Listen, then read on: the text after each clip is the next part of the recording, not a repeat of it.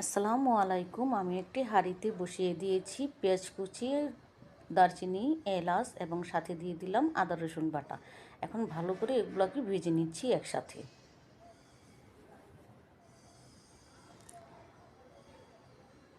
দিয়ে দিব এখন হাফ চা চামচ গরম মশলার গুঁড়া, হাফ চা চামচ ধনিয়া গুঁড়া,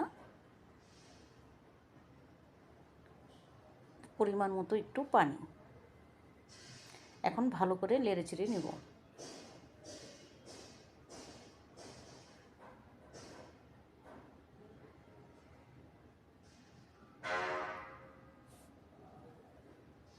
এখন দিয়ে দিব 1 চা চামচ মরিচের গুঁড়ো। আবার ভালো করে একটু নেড়ে চেড়ে নেব।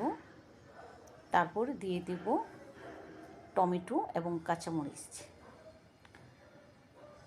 আমি এখন ভালো করে মশলাটাকে কষিয়ে নেব, যাতে আদা এবং গরম মশলার কাঁচা গন্ধর ভাবটা না আসে।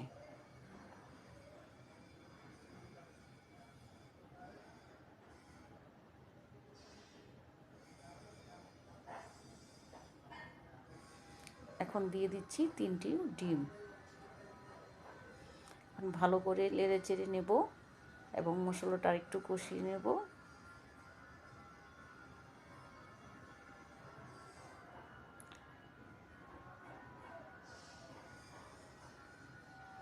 দিয়ে দেবো একটু সামান্য পরিমাণ পানি, আর একটু যাতে ভালো করে কষে মশলাটা। যদি আপনাদের ভালো লাগে অবশ্যই লাইক, কমেন্ট, শেয়ার, সাবস্ক্রাইব করে দিবেন। প্লিজ বেল বাটন বাজিয়ে দিবেন। আপনাদের একটি কমেন্ট এবং লাইক আমাদেরকে ভিডিও করার উৎসাহ দেয়। এখন আমি আরেকটি পাত্রে ডিমগুলো উঠিয়ে রাখবো।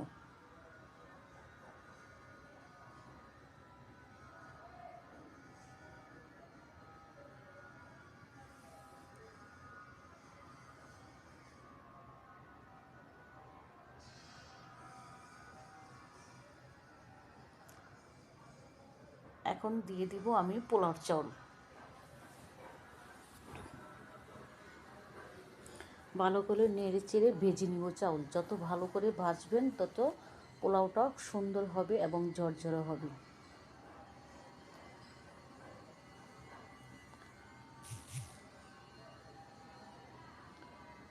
এখন দিয়ে দিলাম ঘি।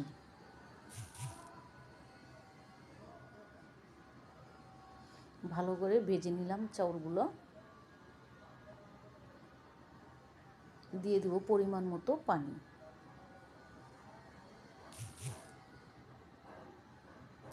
এত সুন্দর স্মেল বের হচ্ছে, এত সুন্দর ঘ্রাণ, মানে বলে বোঝাতে পারবো না। আপনারাও বাসাতে এইভাবে ট্রাই করে দেখবেন। খুব অল্প সময়ের মধ্যে রান্নাটা হয়ে যাবে। দিয়ে দিব এখন সস।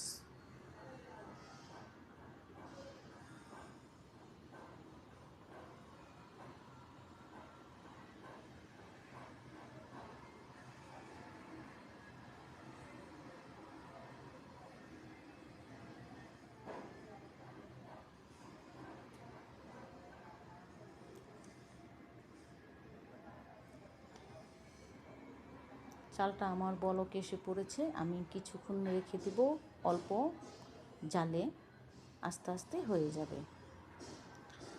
আর এই খাবারটা যখন তখন রান্না করে অফিসে অথবা বাচ্চাদের টিফিনেও দেওয়া যায়।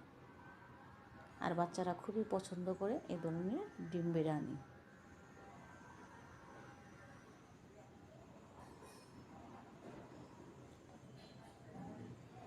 এখন দিয়ে দিব আমার এই রান্না করা ডিমগুলা।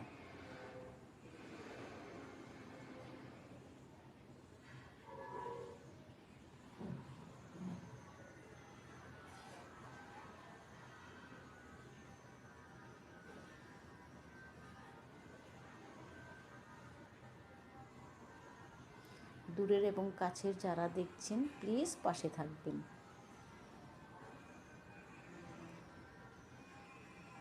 আমি চাউলটা আবার নেড়ে চেড়ে দেব। হাফ সিদ্ধ হয়ে গেছে, আর একটু সময় লাগবে।